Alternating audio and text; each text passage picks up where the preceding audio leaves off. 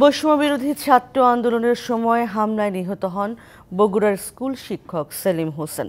এ ঘটনায় সাবেক প্রধানমন্ত্রী শেখ হাসিনাকে প্রধান আসামি করে ওবায়দুল কাদের সহ ১০১ জন আওয়ামী লীগ নেতাকর্মী ও অজ্ঞাত প্রায় ২৫০ জনের বিরুদ্ধে মামলা দায়ের করেছেন সেলিমের বাবা।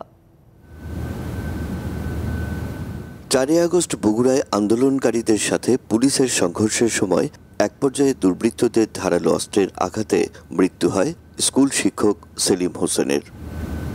ঘটনার ১২ দিন পর ছেলেকে হত্যার দায়ে সাবেক প্রধানমন্ত্রী শেখ হাসিনা ও আওয়ামী লীগের সাধারণ সম্পাদক ওবায়দুল কাদের সহ ১০১ জনের নাম উল্লেখ করে এবং অজ্ঞাত ২৫০ জনের বিরুদ্ধে মামলা দায়ের করেন সেলিম হোসেনের বাবা।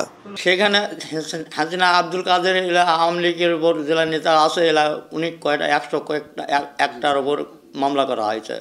আমি সুবিচার চাই, ন্যায় বিচার চাই। আমি ছেলে চারটা খুব কষ্ট করে, খুব পরিশ্রম করে তার মানুষ করেছি।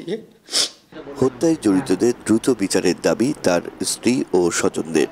ঢালাইয়ে দৃঢ়তা, নির্মাণে নিশ্চয়তা। প্রিমিয়ার সিমেন্ট, ঢালাইয়ের রাজা। সংসার আমাদের ৪ বছরের, ছোট একটা বেবি আমার। আর আমি চাই যে খুনিদের বিচার হোক।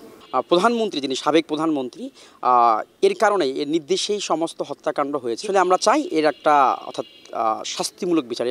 হত্যার ঘটনায় সাবেক প্রধানমন্ত্রী শেখ হাসিনা এবং ওবায়দুল কাদেরকে নির্দেশদাতা হিসেবে অভিযুক্ত করেছে নিহতের পরিবার। মামলার তদন্ত করা হচ্ছে বলে জানায় পুলিশ। ১০১ জন এজাহারনামী আসামি দিয়ে আর অজ্ঞাতনামা আসামি সহ অভিযোগ দায়ের করেছেন। এই প্রেক্ষিতে বগুড়া সদর থানায় হত্যা মামলা দায়ের হয়েছে এবং এই মামলাটি বর্তমানে তদন্তাধীন আছে। সেলিম হোসেন বগুড়ার কাহালু উপজেলার বুড়ইলে লাইট হাউস স্কুলের সহকারী শিক্ষক ছিলেন। ১৫ মাস বয়সী কন্যা সন্তান ও স্ত্রীকে নিয়ে থাকতেন বগুড়া শহরে। Rakib Jewel, DBC news, Bogura.